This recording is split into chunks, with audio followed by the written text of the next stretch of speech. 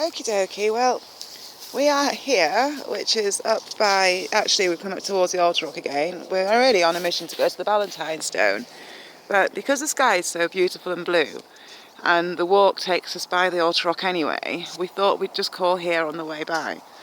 Except my phone keeps ringing, so I've already done a section of filming on the way up here, which I probably will upload, because it just was so gorgeously blue, and I was walking through these lovely fields. I'm on take 2 for this particular section. I just started filming back there, and then my friend called. So anyway, I messaged her and I said, please don't call again because I'm filming. So, now where's the HORAH? I thought it was going to be just here. I think we're just down from it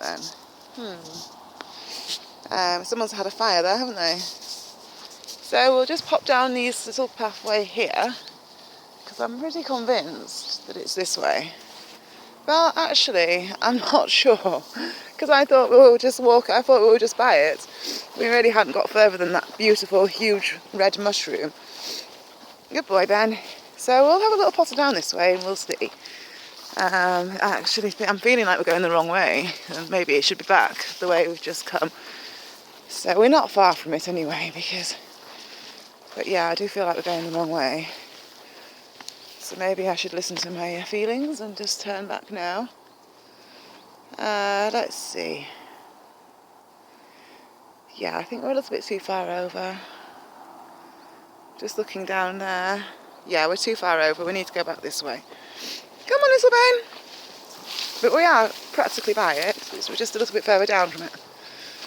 Because, of course, I only do remember last time roughly where it was. I'm loving, I was going to turn the camera on to me, but I was just loving looking at Ben in all the long heather. Actually, I think there might be some people down by it because I can hear voices down here. When I set off it was quite cold, but I'm quite warm now. I wonder how long maybe one was. It probably was only about 10 minutes, because we're back by this wonderful, very poisonous looking mushroom. Is it a mushroom or is it a toadstool? You don't know. Right, yeah, the rocks are just on my right, I'm sure of it. I just thought, oh God, there's someone sat on top of them. Marvellous, she says. Well, I don't want to be sat on top of the HORAH anyway, so, which is where they're sitting, I think. Oh no, yeah, they are. It's annoying for filming, I might have to pause it, so we'll see. If there's an inconsistency, it's because I've paused it. Yes.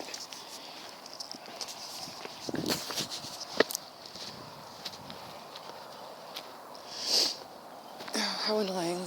They look very much parked there. And there's loads of them. Oh well, we'll go on top of this one. I don't think I did last time.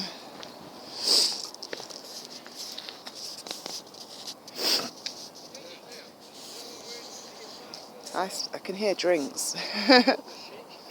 Little Ben! Don't really know why I just trod on top of this. That was a bit of a silly thing to do, wasn't it? Oh well, too late now.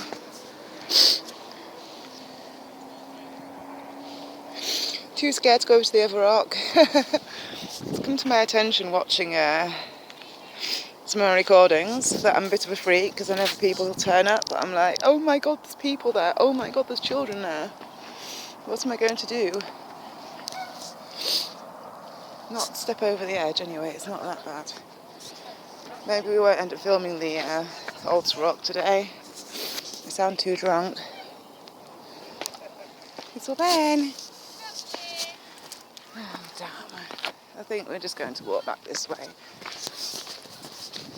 Totally checking it out because of the people. But we'll go back on the walk, which we were going to go on. Which was nothing to do with the HORAH anyway. That was really just me thinking it would be nice to film it. I can't film it when there's people sat all over it, because that isn't really what I wasn't really what I was wanting to achieve. So, come on, little Ben. At least you got that beautiful red mushroom in. Go on, good lad. Yeah, So never mind, altar rock scrapped. We're going to go and find the Ballantyres Stone instead. That's what we're going to do. Silly people in our way. How dare they? Don't they know who I am? I'll have them. How dare they? How dare? So rude. And that's for these people that call me when I'm filming. How dare them? I'm only kidding. It is a bit annoying though when the sky was so perfect. And I'm at Ben next week. So if I want to film that with blue sky, then that's something I'll have to recreate this week. So we'll see. Anyway, I'm sure there was interesting things that I wanted to talk about. There usually is, and then of course I get the video camera out and everything goes a wonderful blankness. So we're back here now. Now, I say we're back here, unless you've watched the first part, you really wouldn't know because we didn't start here. Come on, it's the one we're going this way. But we're just about to walk back onto the field which we came off, and it's really beautiful. Oh, it was. The sun's not set yet, so it should still be beautiful. Ah, goodness gracious me. I'm going to have to sort out some finances so that I can join a gym, because I'm like being really happy. I'm going to go back on. Oh god, there's people everywhere. I'm going to go back onto the track which we came off to go up there. But we're going to cheat a little bit and cut the corner. Ben, come on, little chap. Good boy. So, come on. I've got some beautiful views in this field. As I can see now, there's some pretty nice cloud formation up there. Do we have chem haze? Not like we have been having, is it? Although, well, put it this way, they're looking far better than they have done for quite a long time. So, whilst I'm not entirely convinced that they're completely free, they're a lot more free than they have been for a while, because there's not that awful haze and the blueness. You know, it's rather clear, isn't it? You know, there's a group of people back there who, I don't know if you can see them, just by the pylon thing. Ben, we're going this way. And they were behind me when I was here before when I was walking up here before, and they have literally got no further than where they were when, oh, little legs, oh, that was close.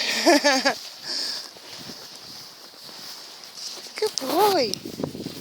Oh, he loves it over here, he really does. Don't you, little one? You love it. Do you love it? Come on then, come on. He does, he loves it. Looks so happy, doesn't he? Are you a happy chappy? Come on. Probably a lot happier that we've moved away from the rocks, aren't you? Not really a fan of these rocks.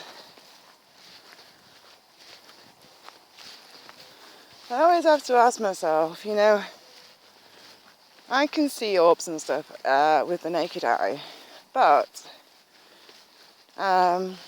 my question is, I wonder what cats and dogs see, because I think that they can see them too. And can they see them in more detail than we can? Obviously their senses are a lot more acute than ours, and obviously I don't think most people really notice orbs and stuff with the naked eye. I've always seen them. There's a comment, well, I can describe actually what I see. I'd say orbs which show up like, not white, but the circular ones, which, I'm having a panic attack, which, I can't breathe, isn't that lovely? Basically, they look black to my eye, but on camera they show up white.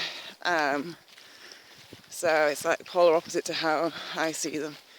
And then the other thing, which is I think a bit of an anomaly compared to how most people see, is if I'm looking out across, out of, say, for example, out of my bedroom window, or any, I need the light to be there though, not like here. It's a bit, well, I could, but I'd have to tune myself in.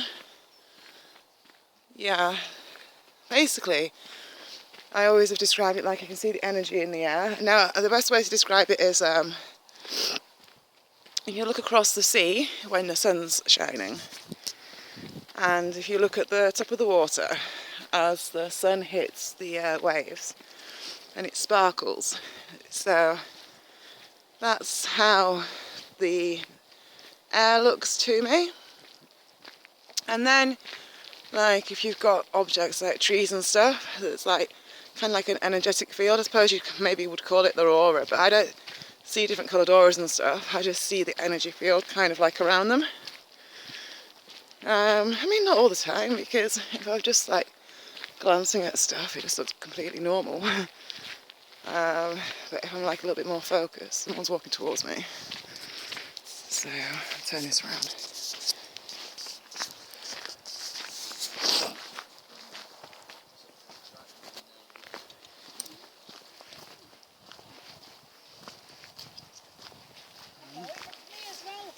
Oh, he loves it. He loves all the attention.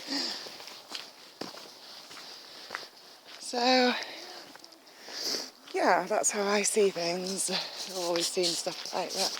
I just thought everybody did. And I always, like, quite rightly actually, I always put it down to the sparkle in the air as just the energy from life. And then the dark stuff that I saw, I always thought of as dark energy, you know, bad stuff, which basically orbs are demonic energies. And so I've been right thinking along those lines. It really hasn't been though until I started like photographing them that I really knew for certain that it was orbs that I was seeing with the dark, which looked dark to my eye, and photographed the opposite. Oh dear me, too warm actually. I might have to take my coat off. And I'm going to do that now. I'll have to pause this for a moment. That's better. Oh, I should have blown my nose at the same time, shouldn't I? Sort of sniffling. Look, I love doing this. Well, when I say that, I don't really mean with the camera. I meant as I'm walking along, I love looking up like that. You know, it's really come to my attention. Like, obviously I went out on Friday with people from work to the pub for a few drinks, and to my horror, it was absolutely jam-packed. There was so many people there. Well, basically, it just made me feel like such an outsider on life, because everybody else is there all chatting away and drinking and fine, happy to shout. I'm there picking up like maybe every one in 5 words being shouted at me, and guessing what's being said, getting the gist of what's being said. But the thing is, I'm terrible in crowds. Oh God, there's people following us as we speak. And I'm certainly not into going to. I don't mind going out for a drink if it's somewhere quiet, where you can sit quietly and hear one another speak. Going into a packed pub, yeah, I find it quite traumatising. It's definitely not my scene. So, anyway, obviously, it's good just to have that reminder before I end up in any situations at college where if anyone's like trying to ask people out and stuff, no. I'm not going to play that game. Like if somebody wants to go out for coffee or a meal or something quiet, then maybe I'd be tempted. But I'm not going to go and be... for me, this course is not about socialising anyway. It's about going and getting the qualifications I need so I can go do a degree. But obviously, if I made like the odd friend, it would be nice. So we'll see what happens. I met a girl there that's called Roxy. I've never met a Roxy before. She really was such a typical... I mean, I don't know any Roxys, so there's nobody that I could call a typical Roxy, but if I was going to meet somebody with that name, she had this little cute dress on. Not tarty or anything like that. It was lovely, a really pretty little thing. And she was a really pretty little thing. She was only tiny.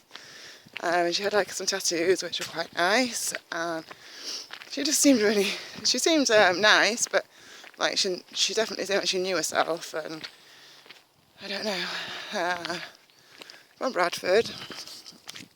So anyway, the long and short of it all is, I was just like, oh, I've never met Roxy before. Her name's Roxanne. She's about 28, and it made me smile to myself because of the song Roxanne when I was a kid. So I was thinking, did her parents name her after that song? Maybe not though, because it might have been a little bit later. I can't remember what year that song was about. But it's a cool song anyway. And she seemed really nice, I liked her. And there's another girl there called Hannah, who I met when I went for the interview. So, like, we were both in the same, both there again the other day. And she seems quite a lot like me, actually. She's younger than me. She's quite shy. I think that she's probably a little bit of a dark horse, and is probably quite bright and stuff, but she just probably gets quite nervous and doesn't really seem... just nervous and quiet. And I could see, yeah, I can be like that. I front it out more when I am in social situations. I do. Oh God, I'm getting followed. Well, I'm not getting followed, but I just mean I'll have to walk a bit quicker, I think, try and lose them a bit. Well, it's that or a stop, but they're walking too slow. I'd keep catching up with them. So I definitely think doing this course is going to... well, actually, I don't think I've said this on any of my recordings so far, but I can't remember what I have and haven't said because I've made ones which I haven't released and they keep getting chopped and stuff. But oh God, if I could breathe, I wouldn't keep not being able to breathe, would I? When I was looking around, everyone, oh wow, look at this tree. Gorgeous. That is a proper tree, isn't it? That reminds me of Greece, because there's always loads of trees like this in the forests. I love them. Oh, walking towards people. Again.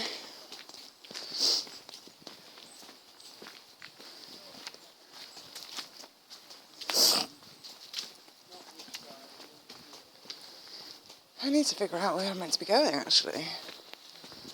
Because we want to find the Ballantyres Stone.